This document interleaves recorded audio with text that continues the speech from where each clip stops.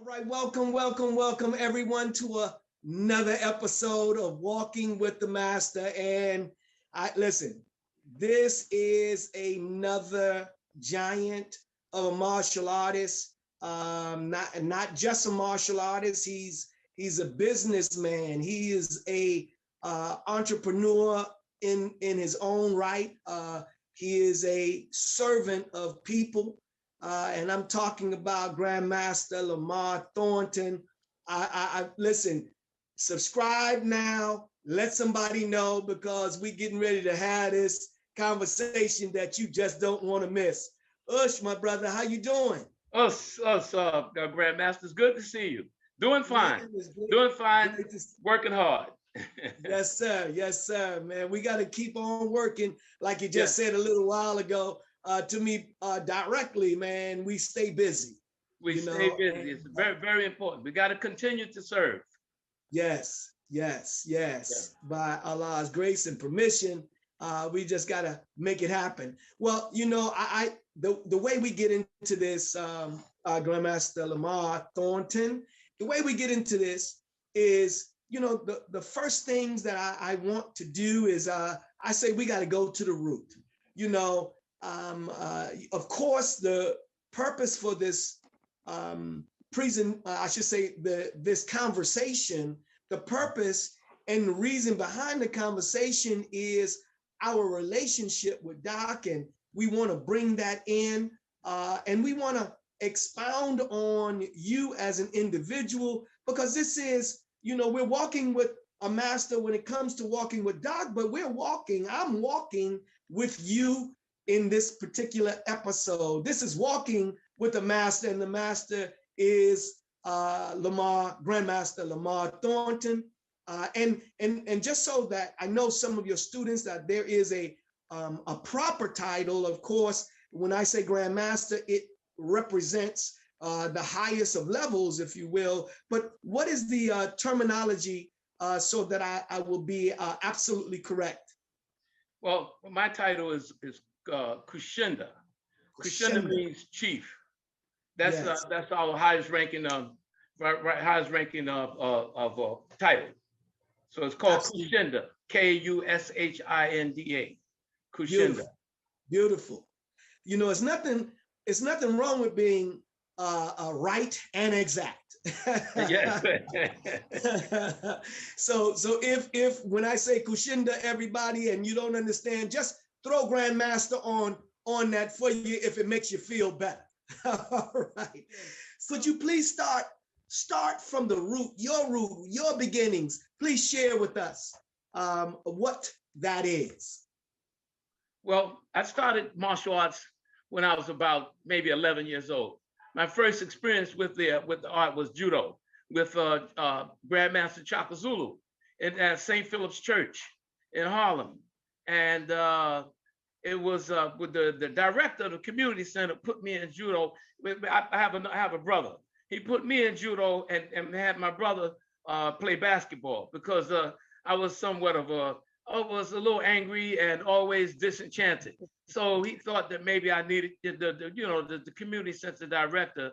He figured I probably need that, be in a program where I could get some real serious discipline. So I started training in judo with Chakazulu. From there, I think when I moved from Manhattan, from Harlem to the Bronx, and that's where I was introduced to karate. My first style of karate was Goju with a gentleman named Paul Lilly and Earl Henderson. So I made green belt under them, and I think Earl went into the service, and Paul got sick. So I started training on my own. I picked up this book called "This Is Karate" by Master Yama, and I would work out on my own in my backyard and in my basement until I met one of my friends in high school, Bradford Gonzalez, and he was training out at Peter Urban. So my third style was with Peter Urban, which was Goju also, American Goju. From there, I studied with Abdul Muhammad in Yamakwan. That's a that's Yamaquan is like a multiple system. Yamaquan was founded by Ming Pai. Abdul Musawe was one of his students, and it was a combination of Korean style Shotokan and Goju. So I studied with Abdul Musawe, aka Monroe Merrill, and then from there I had the opportunity to study with Doc Powell, with Grand Master Moses Powell. I studied with Sensei George, with Sensei Cofield, Thomas LaPuppet. From there, I studied Tai Chi, and then I kind of stayed in the Shotokan from there. Yeah. Man, awesome, awesome. I mean, you mentioned some really, some real serious icons in the art. I mean, just think, those of you that are out there, if you haven't heard those names before, look them up, because these are some credible martial artists that he mentioned, So excellent, sir. So you then tell me about how you began to move, and I guess getting to your black and past your black, and you started doing some things. Kind of share with me, like your history, and walk it down for me. Right after I made black belt and Shotokan, I had like 3 or 4 styles. I was black belt. It was a black belt in, right? So after that, I had the opportunity to do my first tournament, and give my first tournament. And I was fortunate. We were fortunate, Bradford Gonzalez and myself, my training partner, to give a tournament at such a young age, because I think I made black belt when I was about 16, 17, 18. And so we went to our instructors, Sensei Cofield, Master Moses Powell, Aaron Banks. We went at Fred Hamilton. We went to them and told them we wanted to give a tournament in the Bronx. So they said, okay, we'll help you with the tournament. So that was what I started. Actually, I fought tournaments, but more so I got into being a promoter and a director of tournaments. And I did do some fighting. That's awesome. Yeah. What year around was your first promoted tournament? 1969. Wow. In the Bronx, up at the Embassy Ballroom in the Bronx on 161st Street.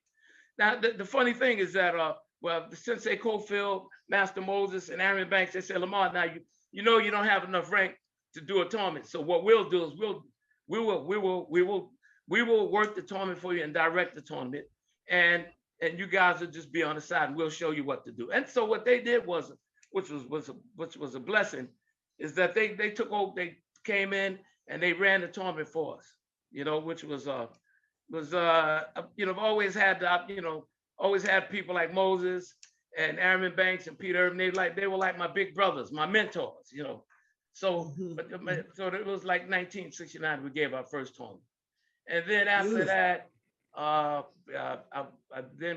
that, I think about maybe in 1971, 72, where we went into we used to give tournaments up at the PAL up in the Bronx.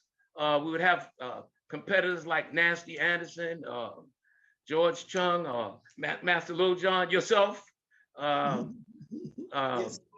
We would have all the great martial artists from all over the country.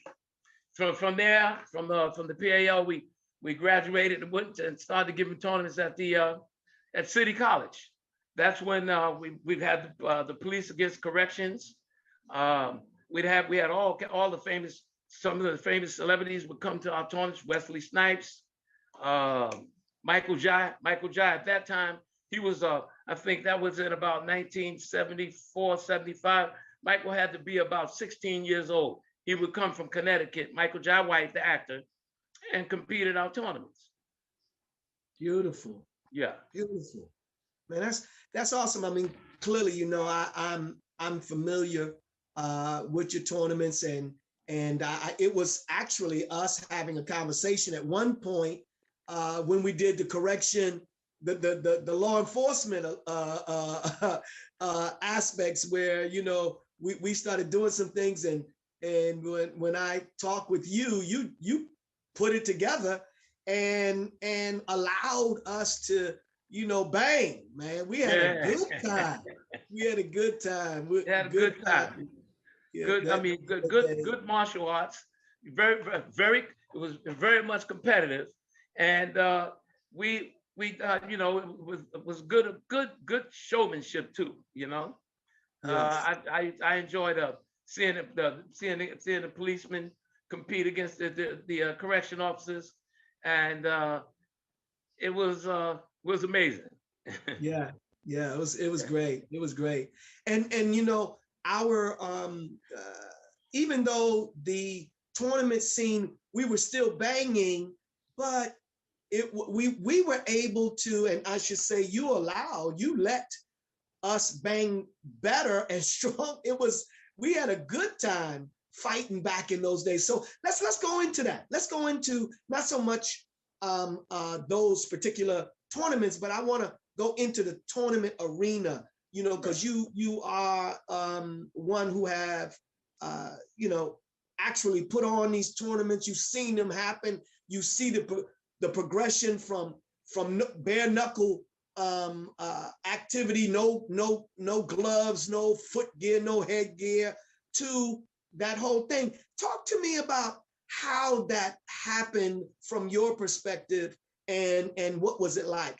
What is the difference from our fighting back then when we had no gear to now we have gear? What is the difference in the practitioners at this time? Well, during the time, you know, the 60s or the 70s, the tournament rules and regulations was where they wasn't limited, meaning that, you know, you could use all your skills and your techniques, such as say if you were a jiu-jitsu card competing in a tournament, you could use your sweep and throw, and use the sweeps and your throws and score a point by taking a man down and countering, or countering with a technique.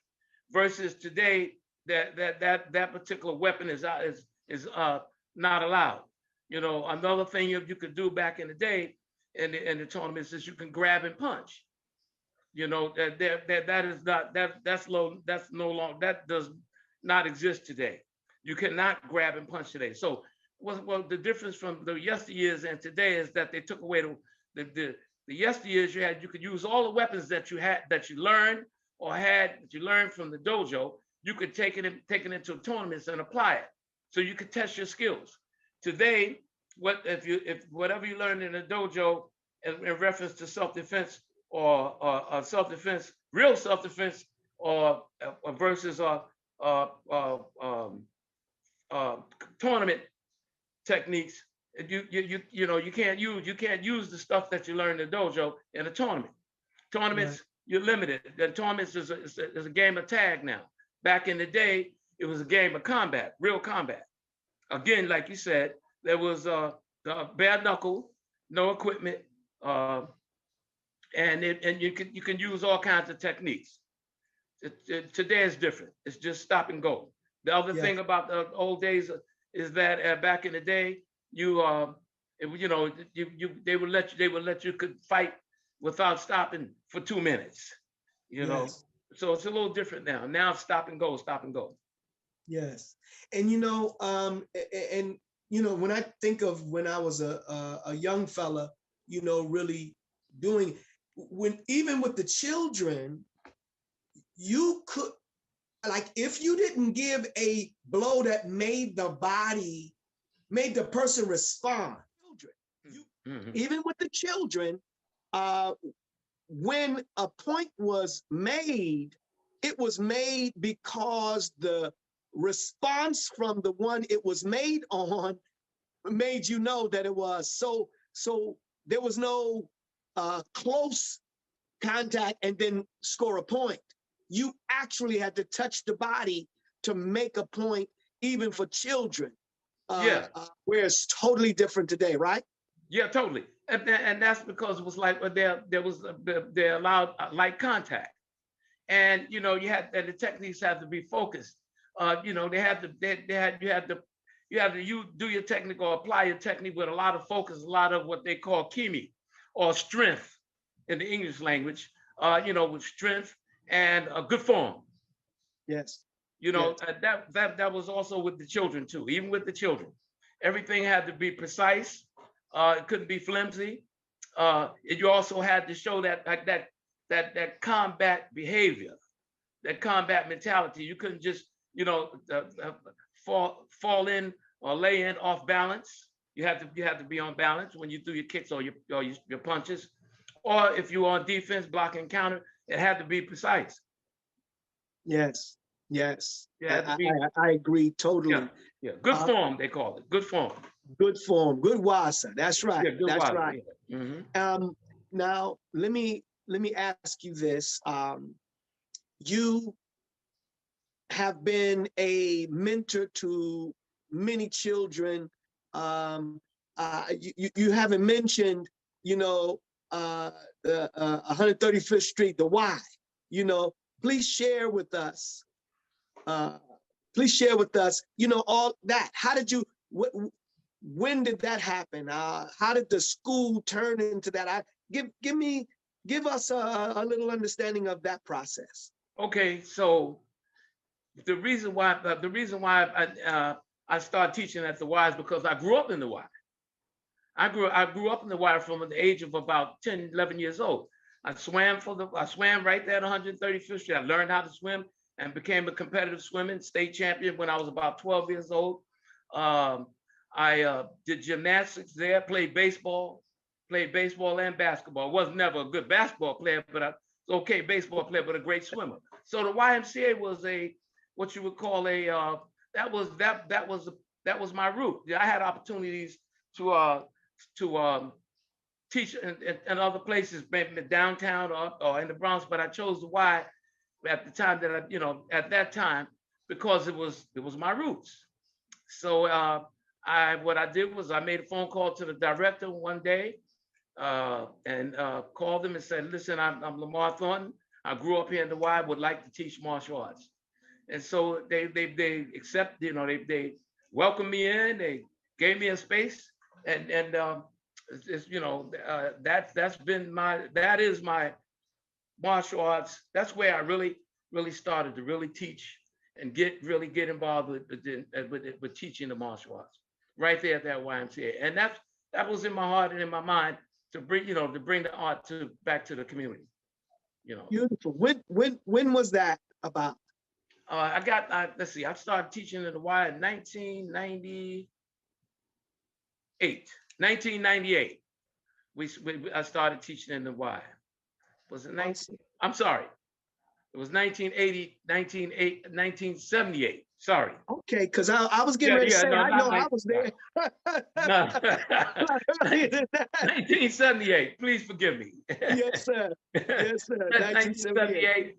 Yeah, and that's where we are. That's where we kind of launched. That's when the tournament scene. That's when I really got involved with the tournaments and got involved with working with the kids in the community. You know, I wanted to give back, but that's the way I was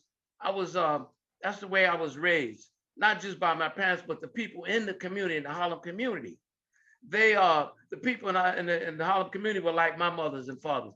You know, I never had a father, so my uncle raised me. So all the people in the community in Harlem, right there around the YMCA, they were my fathers and my mothers.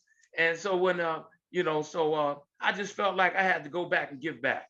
And that's my story of bringing the martial arts to Harlem and to the YMCA. We've had some interesting experiences there. Doctor Moses Powell, he used to come all the time. That's how I got my training from him. I started at San Lucas in Brooklyn, but after a while I couldn't get over there, so he would come to the Y every other weekend, or during the week he would meet me on 125 after he finished his classes at the One West. One and West. Then he would call me and say, meet me on 125th Street. We'll walk around, have lunch, then we'll go back to the Y, and he would train me and myself and a few of the other brothers. So I spent about maybe 5 or 6 years. He would come up to Harlem and train us. So the Y has been it's been a blessing to me. Yes, yes. I remember, of course, I was I was used in the process. Coming up there to the Y and everything. Right. So yeah, I remember. Oh yeah, see. Yeah, that's right. Yeah, I remember, and that was excellent. I was, a student in Muhammad University. Yes, sir. And while some of this was going on, and then of course after I was out of Muhammad University, but it was still early in my training as well. So that was great coming up there. Yeah, and amazing because Doc was coming, huh? The amazing thing about being being at the Y during the 70s and early 80s is that during that time Harlem was like the Mecca of New York City.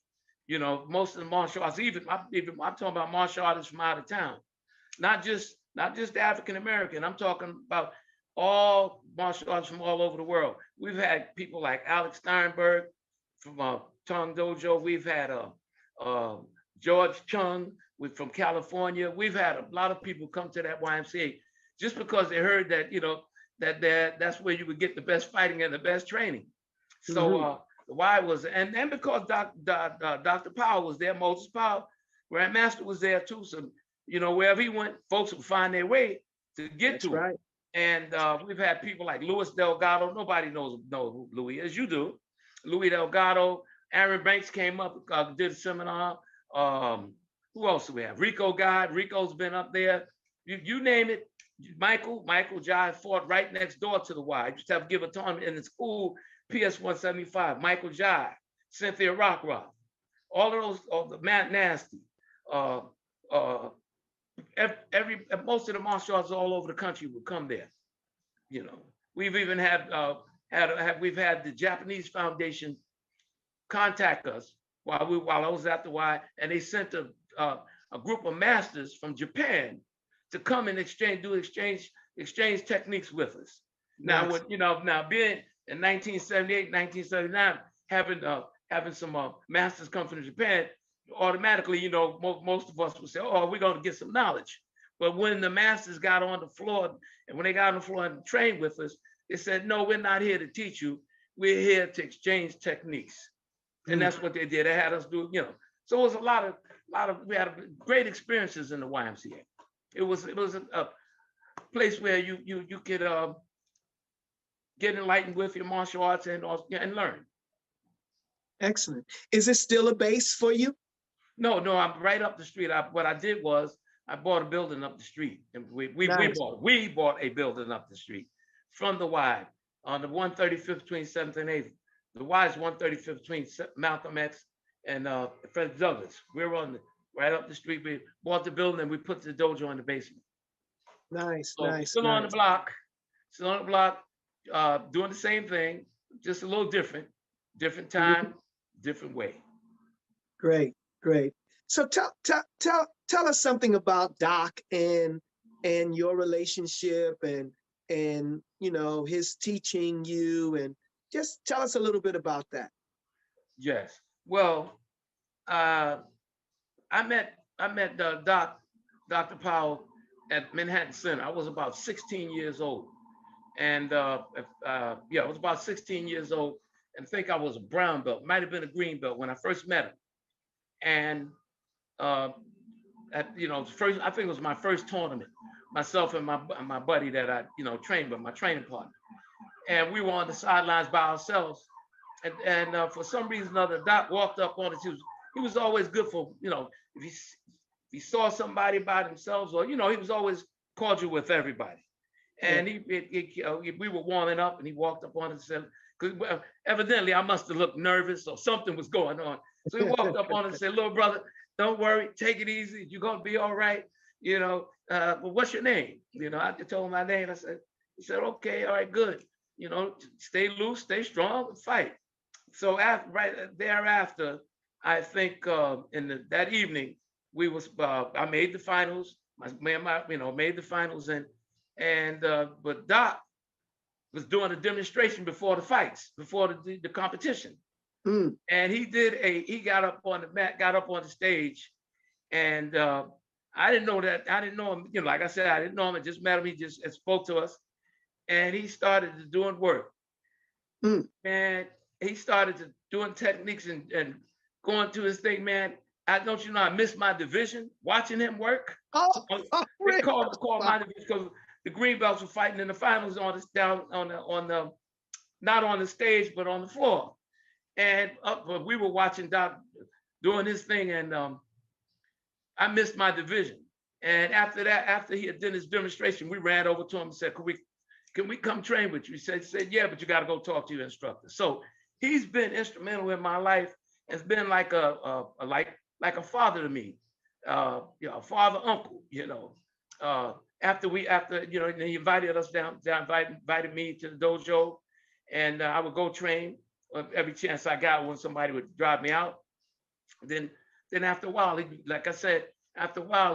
told him that we were opening up the dojo, and he said, "Okay, good. I'm going to come up there and help you get that dojo going." But him, Dr. Powell, Sensei Cofield, Sensei LaPuppet, Aaron Banks, Peter Irvin, Fred Hamilton, they were the people that influenced me to become an instructor. They told me, "You're a great fighter." All of them said the same thing. They said, "Lamarr, you are a great fighter, but you're going to be a better teacher." Mm. So that's been my experience. They were the ones that influenced me to get into teaching, teaching the martial arts. Awesome. That's a great story, and it just lets you know how beautiful our teacher was. Doc was so personable that it didn't really matter, who you were. He could. It's like he says, if he touch you, he got you. Yeah, that's right. But he touch you, he'll touch your heart. You know what I mean? That is the key. And he capture you by just touching your heart. So that's absolutely beautiful. Don't forget about Master Little John, Soki Little John. Now, come on now, you can't talk forget about him because he has that same energy. He has that same. My experience with him is that he was I always said to myself, those masters, those brothers, they rescued me. They were like my lifeguards. And Master Little John, when times were tight with me, life was upside down. Master Little John stepped in. I didn't have to call him. He just heard that things wasn't going good for me. And I don't know if Doc sent him, but all I know, I got a phone call. And the next thing I know, he was on the phone. "Listen, man, what's going on?" And I told him, "Well, I got family. I just adopted my 2 nieces." And he said, "Oh, well, what can I do to help you?" And at that time, I was getting a lot of attention from the politicians and everything. And they would call me to do exhibitions. And I told him, when he called me, I said, "Listen, Master, right now I'm going through some stuff. I just adopted these 2 girls. I don't know what to do." I said, but I still got to teach my class, and I got a lot of demonstrations to do. He said, "What do you want me to do?" I said, "Well, can you go down to City Hall and do it?" You might have went down with him. City Hall and do the demonstrations for me and cover my back and teach some of my classes. He said, "No problem." So Master Little John, again, a lifeguard. Lifeguard. They've been, always been there they like corralled themselves around me by the grace of God. Yes. And they took care of me. So that's been my experience with Dr. Powell and Master Little John. Those guys, like, when you go swimming, the lifeguard sits in a chair in the pool. On the side of the pool, watching everybody, waiting for somebody to drown. And if anybody drowned, they either throw the pole in, pull you out, or they jump in and get you out, or they'll pull you out. Well, I was one of those folks that was drowning, and Master Little John and Dr. Powell, those were my lifeguards till this day. Beautiful, beautiful, man. I'm happy to hear all of that. Let me bring you to another time with us. you Yes. know, you and I, and remember when I the event that we put on, uh, it was in 90, and it was actually when Wesley did his piece, he named it the same thing that I had named it, which was tribute to the masters. Yeah. Uh, you know, and that's when I first met him, because we were working uh, with the movie New Jack City. Yeah. And I invited him to be on the dais there. But that particular event is really what I'm really talking about, where I remember we had galvanized a group, a number of us, where I was putting it on, but we put together a, um, uh, you know, a council, if you will. I Do you understand. remember?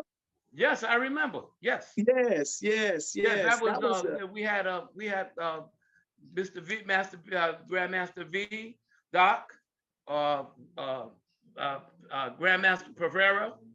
that's Remember right. Pereira was there. I actually sat next to them.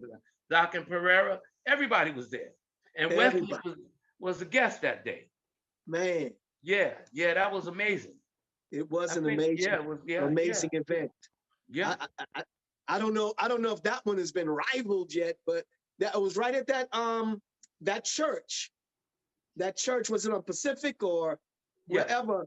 yeah, But we had just under 1,000 people. We had about 900 and something people. Man, yeah, it blew my mind. yeah, I didn't expect it, but it was really something. yeah. And you were right there, a part of that as well. So I just wanted to definitely mention that. So kind of tell me, you know, in terms of business. Now you've gotten to know many people, and done, you know, a number of things. I want to just open it for you to kind of share some of the people that you know, uh, have, I don't want to say benefited from, but you've worked with, and that actually benefited from you, you know, because Mhm. you did a lot of things. So I want to give you an opportunity. You've helped a lot of people. You've met a lot of people. You've gotten other people to help and aid you, which is really helping and aiding the children and so forth. So I want to give you an opportunity to share some of those kinds of things, any times or uh, anything that comes to your mind that you like to share and let someone else know what has happened in your life. Yeah. First of all, I'm glad you mentioned that. Fred Hamilton, another Yeah, great master person, a great people. Fred was instrumental in my life also. Him and I, we clashed all the time. Ever since I was a green belt, Fred and I would clash. And I think after about 4 or 5 years, Fred, maybe about 10 years, whenever I went to a tournament, Fred would make sure he made it his business to come to my ring and watch me fight, and then after that reprimand me. Now I misunderstood. I misunderstood that. You know, being young, 21, 22, you know, cocky. I misunderstood. I said the man don't like me, and I turned around and said, "Hey, Fred." You know, I got tired. I said, "Man, this guy every time I look, he's always telling me something about my kick or my punch, or I didn't move right." So I said, "Man," I said, Fred, why do you always heckle me, man?" He said, "First of all, my name is Master Hamilton to you."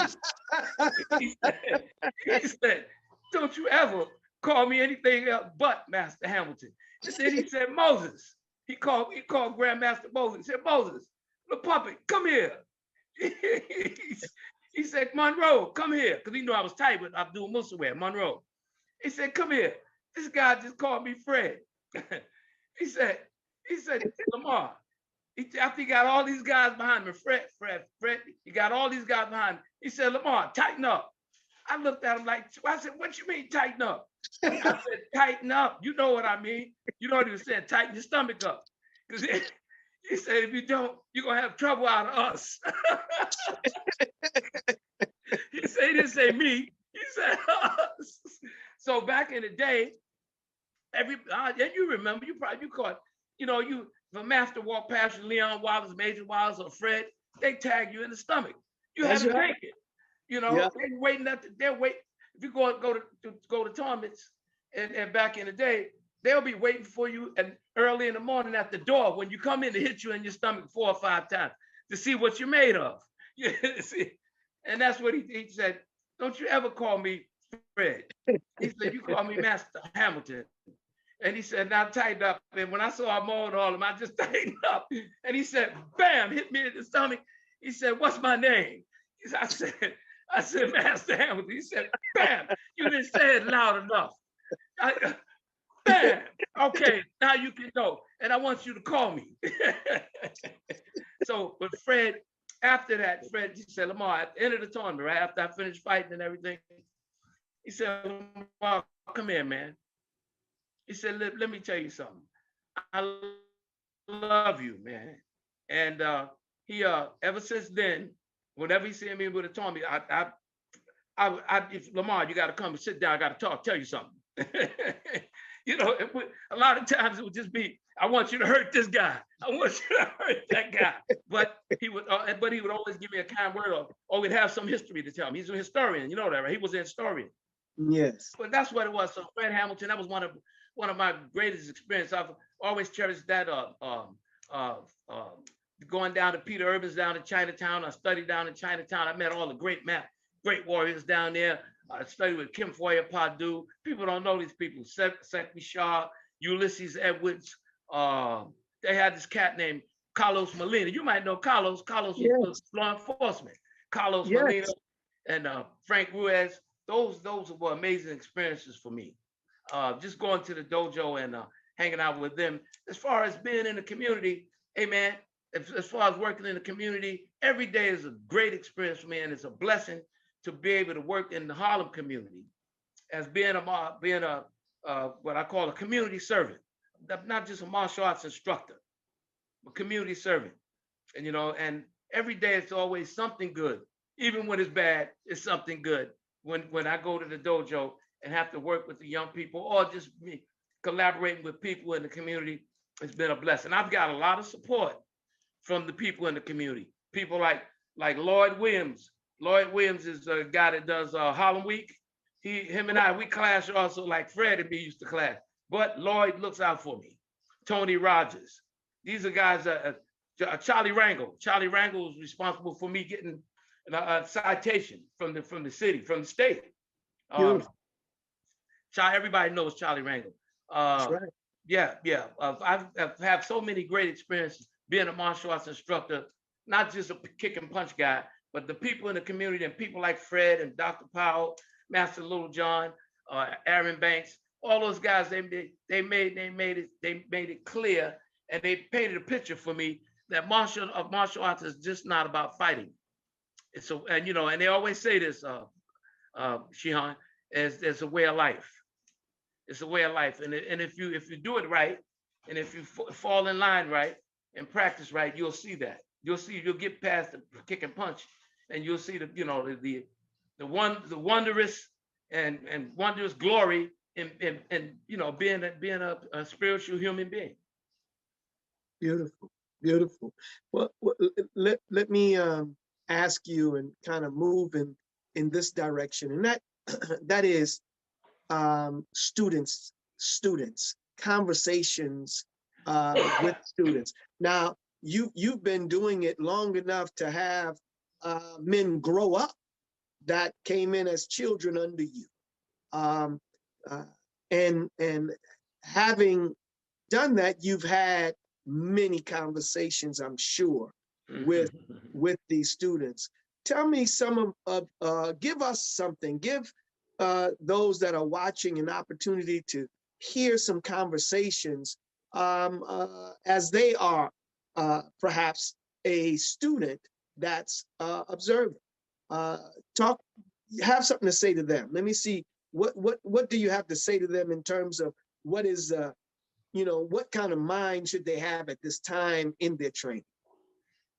This day and age and this time, Yes. it's all mental and spiritual. That's the first thing that we try to convey. I convey to our students that this program is not just, again, not just about kicking and punching, but it's more spiritual and mental. And we try to explain to them that if you do this program right, you'll be educating yourself, and you can do anything. We talk about spirituality a lot. We talk about it from a holistic perspective. No matter who you believe in, what you believe in, as long as you believe in that God power within yourself. We talk about the God power, God consciousness, but not from so much of a religious perspective, but from a spiritual perspective, a realistic perspective. I'm not saying religion is not real; it's real, but we talk about that. We explain to our students, and that that we all have the God power. We all have that power, that consciousness, and within us. And if you want, and sometimes we try to paint a picture. We tell them that it's right below your solar plexus, and it's it's here and here, yin and yang. So we talk about breathing properly. We talk about breathing properly, all through the training, and we express that it's very important that you be conscious of your behavior, and be respectful. Yes. To yourself and others. Respectful to oneself and to others. Excellent. Now, what about you've trained and you got black belts. Now you have masters, but let's talk to the black belt, and then we're going to talk to the masters. How one has committed himself to achieve his black belt, her black belt. What is that mind? Of course, it's still the same. I mean, it's spiritual. It's still all of that. But now you've taken on the position or responsibility of going into a higher level of learning. So, kind of give a black belt something to think about. The black, especially the first dans or the junior black belts, the shodan ho is what they call shodan ho, and then first dan. You got a person that first shodan. Well, in karate, when you make black belt, you're not a full black belt first dan until you prove yourself. Yes, so, sir. The first thing that we try to convey or tell them is to study. That's what we tell them. We tell them to study. We tell them to pick up books on the art, and outside of your own style. We tell them also to study different concepts of spirituality, and then we also tell them to study strategy. That's the first thing we do with the brown belts and the black belts. Start reading, start studying. We also make it mandatory that when you make black belt, that you have to come in the dojo with a notebook and write down everything that everything that you take in that day. And we asked all the black belts before they make third dan to have at least 3 or 4 notebooks on their understanding of their training. Very, very important, we're very important. And then one of the things that we do in our black belt classes is that before we have a class, we ask each black belt to bring something in to read that's positive. It don't have to be holy moly, but it has to be positive. And if you want to call it positive holy moly, then yes. So we try to do more mental training, more mental and spiritual training, and the breathing. We get into the techniques, and we have 1,001 techniques, and the black belt training is very much advanced. We have different systems. We have a system called Kikuyu Juyu Kumite, that means warrior free fighting. It has like 7 levels. And those 7 levels, you learn offense, defense, defense, offense. We believe in our system that defense is offense, offense is defense. So, in the old school, they used to say, when you block, break the guy's arm. That's right. You have to know how to block and counter. You have to understand defense and offense. in combat, in exchanging technique, and also in life. That's the way of survival. That is the way that we survive in this life. That's the way we survive in Kushandaru martial arts, is that we try to make them understand that we're here, all of us are here on this planet surviving. And every day you have to do something good or something. The training for the black belts is more mental and spiritual. But then, we do have a physical aspect, but the physical aspect, it coordinates and it correlates with your mental. Your physical and mental, they work together. And we also tell the black belts, you got to be able to see. You have to be able to train and work and study and write so that you can take your training and use it and translate it into your everyday life. That is that's where we emphasize, and we emphasize that with the black belts, that you just can't come in and throw kicks and punches. Now it's time to do service in the dojo. Go, teach, train, study. We ask each black belt, whenever we have class, someone has to read something or they can write something that's positive or productive. So it's not just mat training. It's all around holistic, yin and yang. Beautiful, beautiful. Now that master that has been with you, has been committed. What should be their focus? Where are they at now?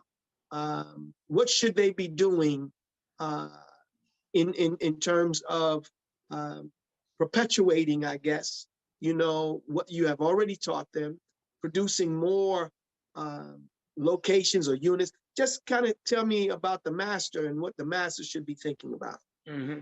We call the masters wizard warriors.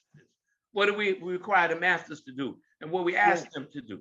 We don't again, you notice I said ask, because at that level we should not be given commands. At that level it should be a two-way situation, not so much command. So we call them wizard warriors, the masters. Masters for in our system is 6 dan and up. 6 dan, 6 degree and up. And with the wizard warriors, Malogo Kondo Kana means wizard warrior. And we ask them to go out and teach. Go out and teach. Go out and set up a dojo, like you said. Or if not, come in the dojo and participate in helping run in the dojo, helping teach, running the classes, and making sure that the organization is moving right along. And we ask the masters to always be available to make sure that we keep the legacy alive. So that means if anything happens to me, or if anything, with any of the other instructors, they have to step in. So, and again, we also tell them to continue to study. That's an endless program. Awesome. Great advice. Great direction for those various persons. And I know that it's going to be beneficial for those who get a chance to look at this and to listen to this conversation while we're walking together. Walking with a master is what we're dealing with right now. And I definitely thank you for the opportunity for you to share what you have shared.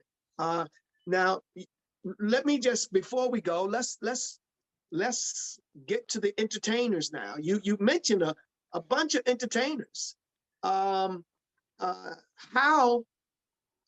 and I know you can mention whichever ones you want to mention in terms of that.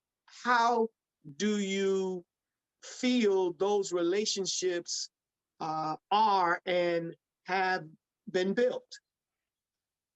Yeah. What did you do to build those relationships? Let me say it like that.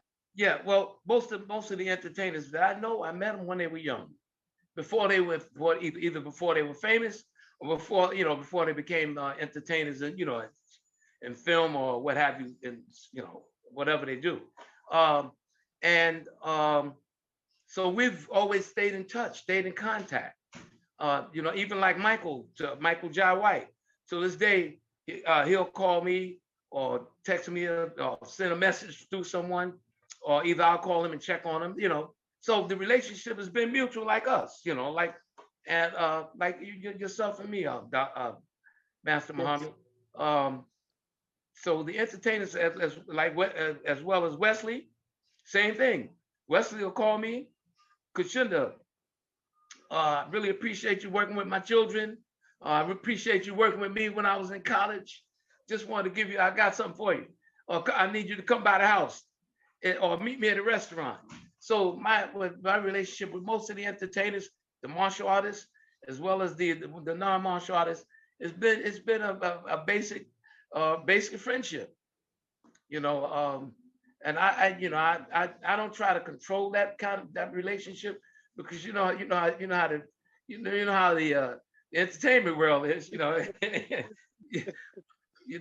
most of the entertainers like Wesley Snipes, Michael Jai, a few other celebrities that I've worked with, they stay in touch with me, and I stay in touch with them.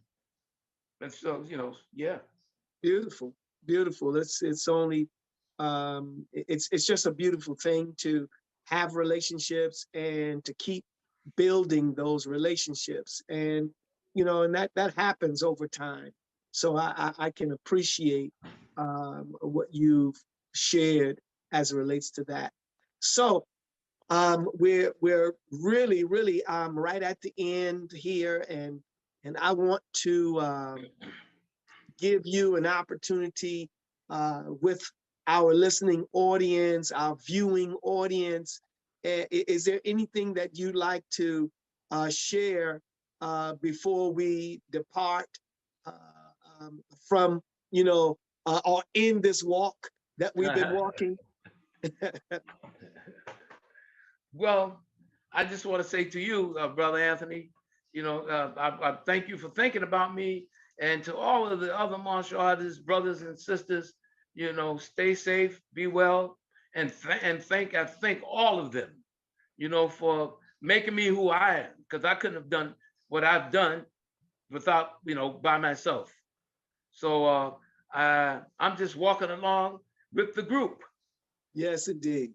Just Yes, walking indeed. along with the group. So I'm just, just hanging in there. Just want to say thank you. Man, well, thank you.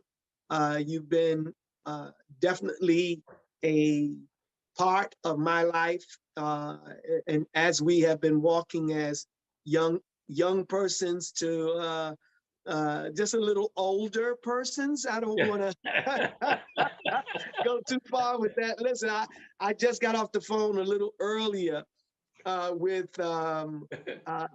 Grandmaster Ron Van Cleef, and listen, he's going to be 80 in a couple of days. Just a little while. A young 80. He's going to be a young 80. Listen, man. Yeah, we're gonna have a show with him too. I just want you to know he's. I mean, I literally. Our conversation was the kind of conversation that should have been on air, and it was just beautiful. But the point that I want to make before we close is that he is. I love his spirit. His spirit is the kind of spirit that is forever young. Yeah. He doesn't speak about all that he has done. He's talking about what he's doing right now. That's in the moment. And even projecting himself forward. So it's a blessing. I appreciate him, and I appreciate all of his students that have been with him, and so it's all good stuff, man. So thank you for your walk, and we have, like I said, we walked together. New York was the Mecca. You know what I'm saying? Yeah. Brooklyn and Manhattan or Harlem. Right. I mean, these are very serious places that rivaled all around the country. Mm-hmm. So, and you're a part of that. So, and I really appreciate those tournaments that we've had.